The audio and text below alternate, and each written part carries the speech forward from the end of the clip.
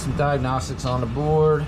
Come to find out that this common wire that deals with the air conditioning unit is shorted. Was shorting out the board. So once I removed that, the board came on.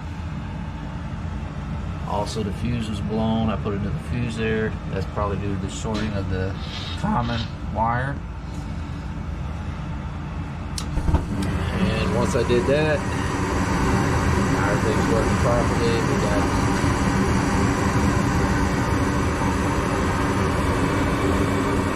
everything's working now.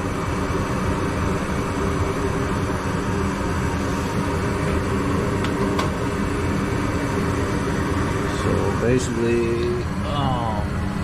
somebody would have to check out the AC unit at a later date, you know, when it's needed again. Now the heat portion works correctly. Just waiting for the blower motor to keep going before I go. There it goes.